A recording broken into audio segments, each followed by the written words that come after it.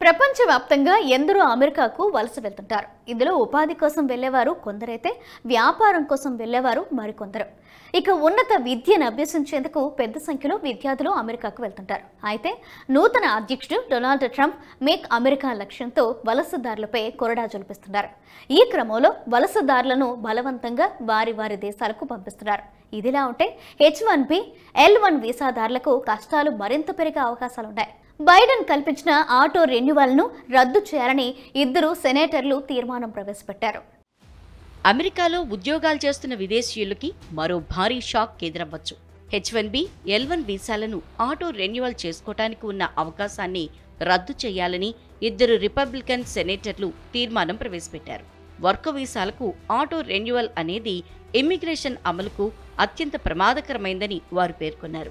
H1B, L1 వీసాల గడువు పొడిగింపును పెంచుతూ Biden సర్కార్ నిర్ణయం తీసుకుంది.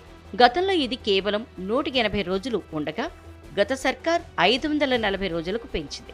ఈ నేపథ్యంలో ట్రంప్ కఠిన వలసల నియంత్రణ, కఠిన వీసా రూల్స్కు ఇది అడ్డంకిగా మారుతుందని సెనేటర్లు వాదిస్తున్నారు. ఈ నేపథ్యంలో బైడెన్ నిర్ణయాన్ని రద్దు చేయాలని ఇద్దరు తీర్మానం కూడా ప్రవేశపెట్టారు. గత ప్రభుత్వ నిబంధనను 13 జనవరి 2025న department of homeland security final చేసింది. ఇది వలసదారులు, శరణార్థులు, గ్రీన్ కార్డుదారులు, H1B, L1 వీసాదారుల జీవిత భాగస్వాములపై ప్రభావం చూపింది. భారీ సంఖ్యలో వర్క్ వీసాలపై పనిచేస్తున్న భారతీయులు లబ్ధి పొందారు. సెనేటర్లు జాన్ కెనడీ, రిక్ స్కాట్లు కాంగ్రెస్ రివ్యూ యాక్ట్ కింద జనవరి 31న బైడెన్ నిర్ణయం రద్దుకు తీర్మానాన్ని ప్రతిపాదించారు. ఈ సందర్భంగా కెనడీ ఏం చెప్పారంటే, గత సర్కార్ నిర్ణయం ప్రమాదకరమైందన్నారు. బైడెన్ కార్యవర్గం వర్క్ పర్మిట్ను ఆటోమేటిక్గా 540 రోజులు పొడిగించేలా నిబంధన తీసుకొచ్చింది. ఇది ఇమ్మిగ్రేషన్ చట్టాల అమలుని దెబ్బతీస్తుంది, అమెరికా భద్రత కూడా ప్రమాదంలో పడుతుంది అని వ్యాఖ్యానించారు. బైడెన్ నిర్ణయాన్ని స్కాట్ ఖండించారు.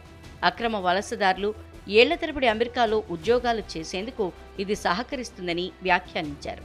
ఈ నిబంధనలు రద్దు చేయకుండా అక్రమ వలసదారులను గుర్తించడం కష్టమని అభిప్రాయపడ్డారు. దీంతో H1B, L1 వీసాదారులు కష్టాల్లో పడే సూచనలు కనిపిస్తున్నాయి.